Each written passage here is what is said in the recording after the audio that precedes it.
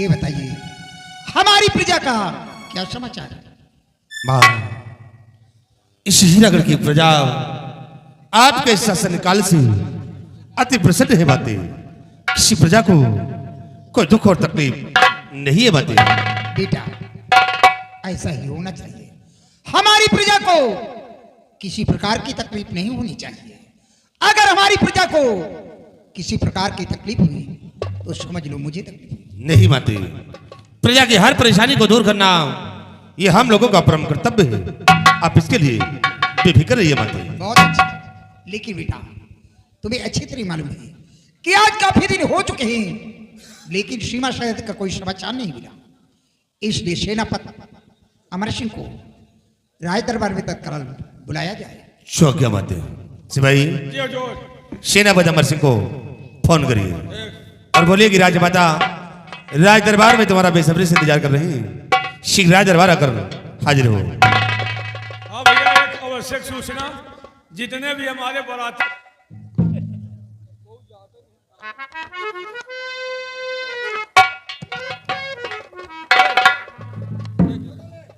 ओ भाई। हाँ जी साहब के नंबर लाओ। साहब का नंबर तो तुम्ही को दिया था।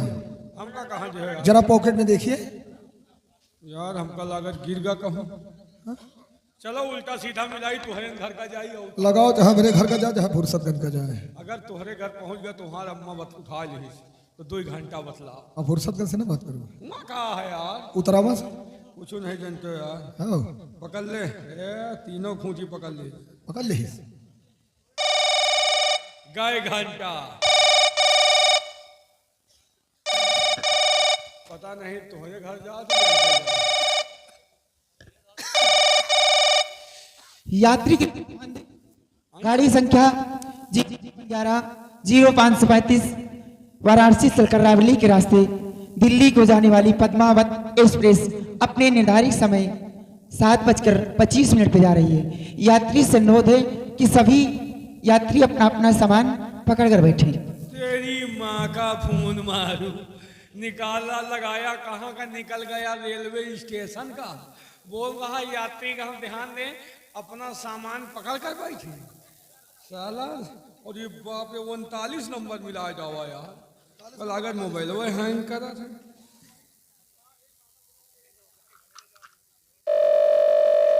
गाय घंटा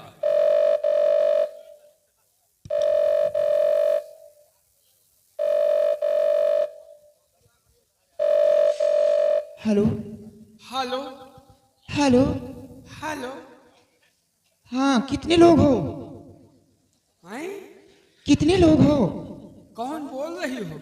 मैं कोठे पर से बोल रही हूँ। का कहो कितने जने हो? 4-5 जने हैं। 4-5 लोग? हाँ। समय से बुक करा लिया करो यार। कहे यहू में लगन चला थे का? आज तो बेड भी खाली नहीं है। ये साला रंडी खाना होएगा कि तिलकार के अड्डा होएगा?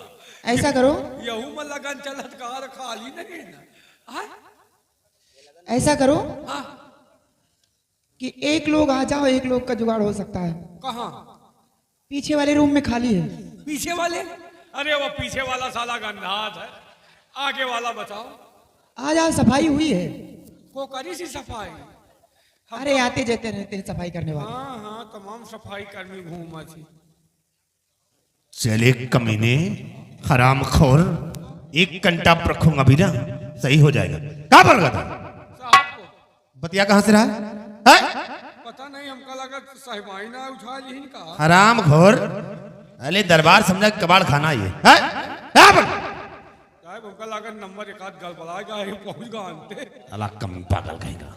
जुगाड़ है, सही तो लगाई थी, लाग गया था तो का करेगी।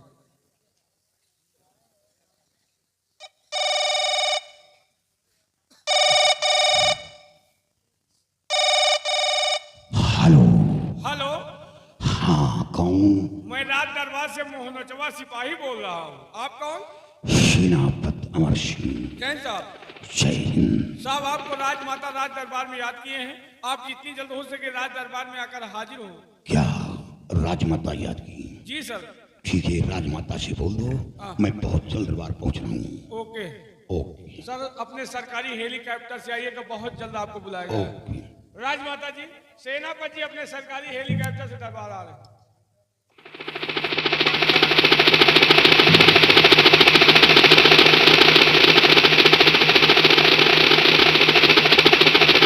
वाह महाराज।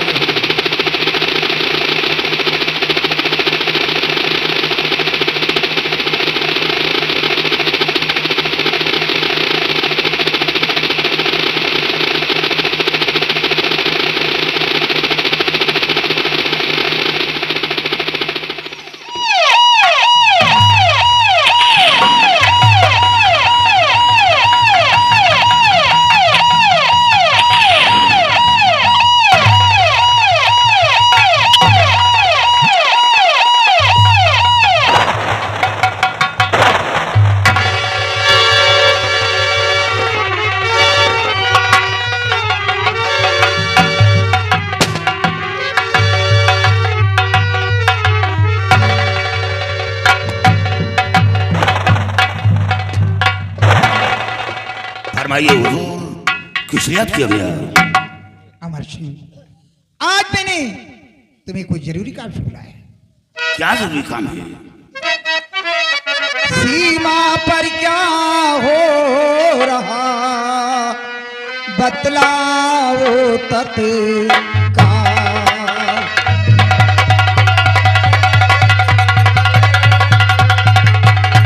सीमा पर क्या हो रहा बतलाओ तत्काल। सेना की कहिए खबर क्या है इस दम।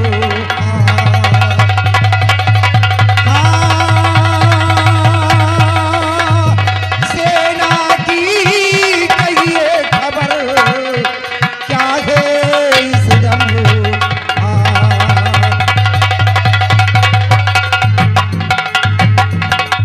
अमर सिंह, हमारी सीमा सरहद का क्या समाचार है, ये मैं जानना चाहती हूँ।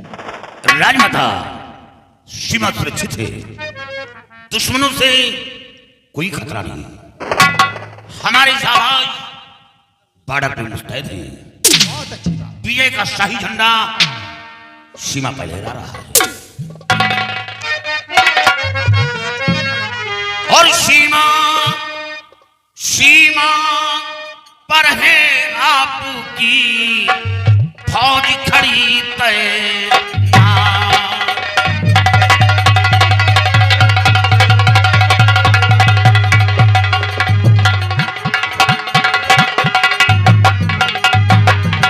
सीमा पर है आपकी फौज खड़ी तैनात और आ करके मुझसे भिड़े किसकी है और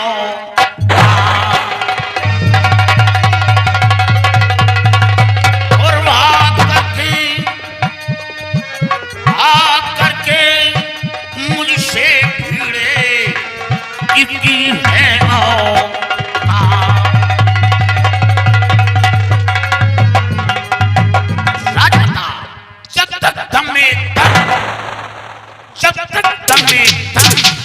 परचम हर्ष में लहराएगा भारत की ये शान तिरंगा झंडा न झुकने। बहुत अच्छी बात।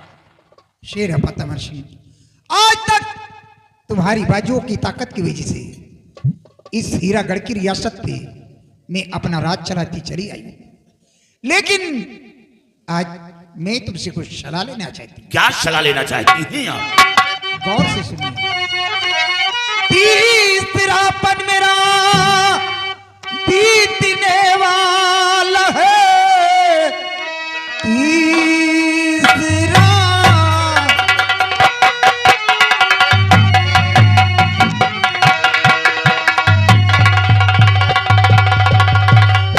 तीसरापन मेरा बीतने वाला है।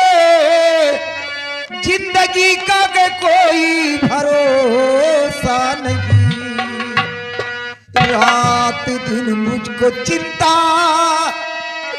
रहती यही। कुछ समझ में हमारे है आती नहीं।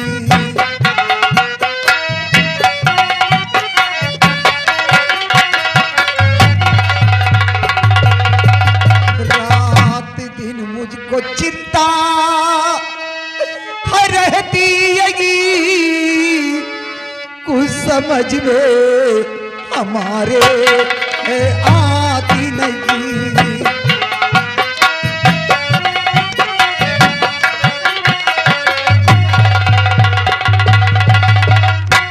राजमाता, आपको चिंता करने की जरूरत क्या है?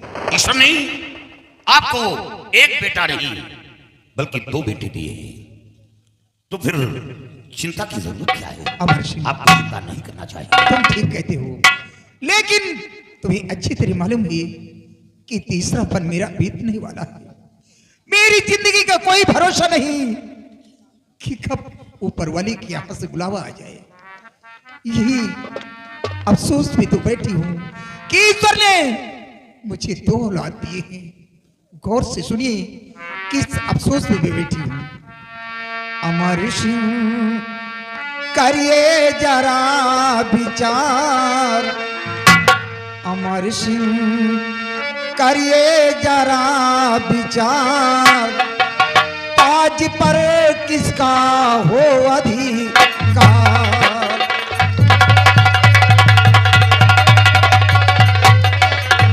अमर सिंह करिए जरा विचार,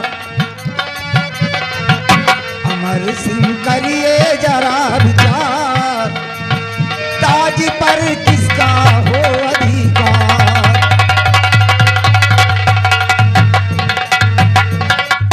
बेटा जौहर सिंह मेरा या नाहर सिंह बलवान, ताज पिन्हाऊं मैं किसे जो शासक बने महान। उपस्थित दोनों राजकुमार, उपस्थित दोनों राजकुमार, ताज पर किसका हो अधिकार।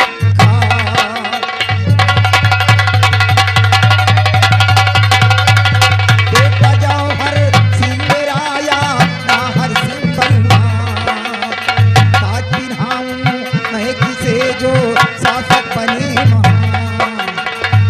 उपस्थित दोनों राजकुमार, उपस्थित दोनों राजकुमार, ताज पर किसका हो अधिकार।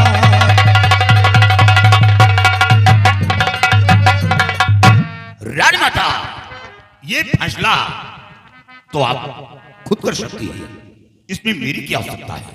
अमर सिंह, तुम ठीक कहते हो, लेकिन तुम्हें अच्छी तरह मालूम है कि तुम आज के सेनापति नहीं, मेरे स्वामी जी के जमाने के सेनापति हो।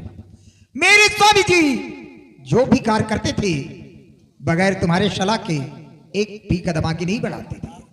इसलिए मेरा हुक्म है, जैसा तुम सलाह दोगे तुम्हारे सलाह के मुताबिक मैं भी वैसा करूंगी। राजमाता, ये तो आपकी महानता है जो आप हमें इस काबिल समझा, लेकिन हमें अफसोस है किस बात का? कहीं मैं अपना फैसला सुनाऊं और आपके बच्चों के अंदर ठेस पहुंचे। अमर सिंह, बेनिडर होकर, बेखौफ होकर फैसला कीजिए। मेरे दोनों बच्चे पढ़े लिखे और समझदार भी हैं।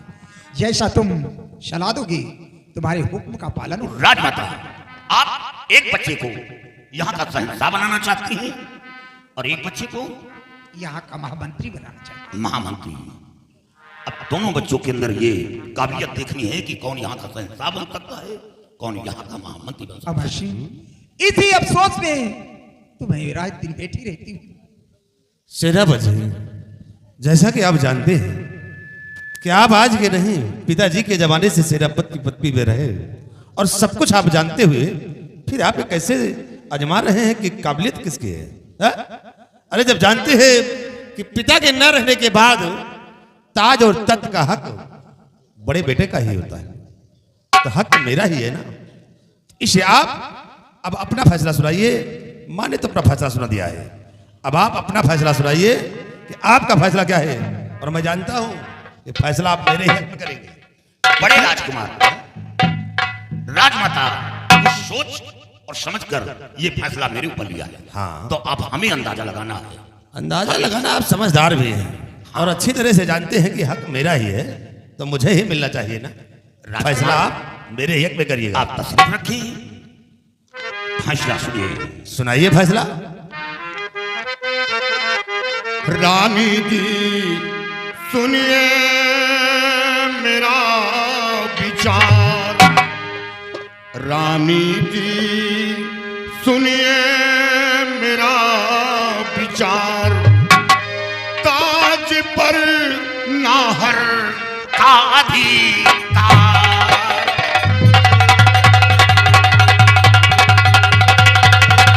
रानी जी सुनिए मेरा विचार, ताज पर नाहर का अधिकार।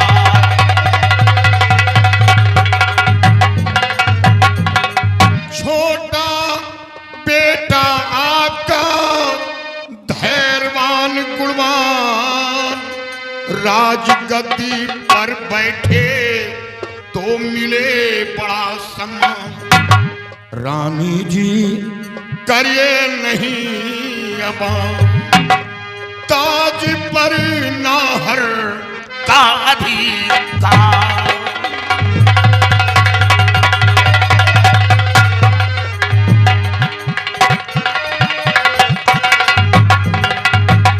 राजमाता अपने छोटे बेटे को यहाँ का शहंशाह बनाए। रही बात मंत्री का पद, तो आप अपने बड़े बेटे को यहाँ का महामंत्री बना देंगे। ऐसा करने से यहाँ की आवाम खुश रहेगी। चाचा जी, आपने फैसला हमारे पक्ष में क्यों ले लिया? आप तो जानते हैं कि पिताजी के ना रहने के बाद ताज और तख्त का हक बड़े भाई का होता है, फिर भी आपने फैसला हमारे पक्ष में ले लिया। हाँ राजकुमार, मैं जानता हूं कि पिता के न रहने के बाद ताज और तख्त का हक बड़े बेटे का होता है, लेकिन आपके बड़े भाई के अंदर वो काबिलियत, वो सहनशीलता, वो बुद्धि नहीं है। ये राज चलाने योग्य नहीं है। सोचिए, नंबर 1 तो अपनी तरफ से पद मांग रहे हैं, नंबर 1 अपनी तरफ से ये पद मांग रहे हैं, इसी जगह अंदाजा लगा लिया जाता है। रही बात, आप छोटे हैं, आपकी शादी हो गई, बहू आ गई, बहू की गोद में ईश्वर ने एक छोटा सा मुन्ना दे दिया, और आपके बड़े भाई कुंवारे घूम रहे हैं। इनकी शादी क्यों नहीं हुई? महाराज ने आपकी शादी नाबालिग में किया है, मैं अच्छी तरह जानता हूं। महाराज सबसे पहले बड़े बेटे की शादी करते, लेकिन उन्होंने क्यों नहीं किया मैं खुद जानता हूं। मैंने जो फैसला किया है उस पर अटल है।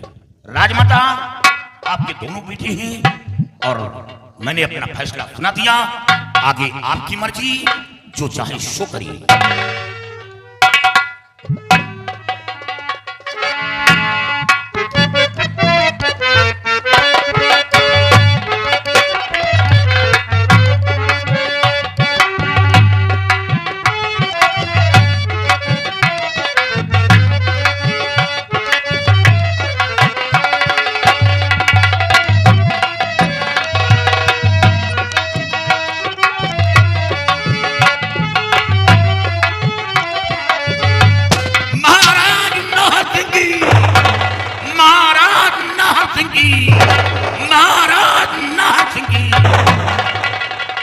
महामंत्री जौहर सिंह की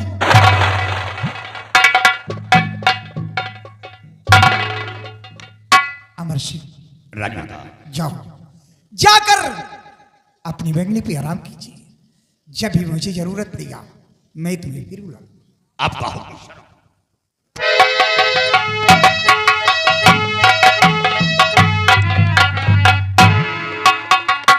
बेटा जौहर सिंह, आज से तुम्हारा छोटा छोटा भाई नाहर सिंह यहाँ का सम्राट है। और बेटा आज से तुम यहाँ के महामंत्री हो और तुम्हारा यही धर्म है कि अपने छोटे भाई के हुक्म का पालन करना और रियासत की देखभाल करना, ये तुम्हारी जिम्मेदारी होगी। और सिपाही, मेरे बड़े बेटे जौहर सिंह के साथ ड्यूटी पे तुम भी अच्छी तरीके से तैनात हैं। जैसे हमारी प्रजा को किसी प्रकार की तकलीफ नहीं होनी चाहिए, ये जिम्मेदारी तुम्हारी भी होगी। और इसी जगह राज दरबार का मेन गेट बंद कर दो।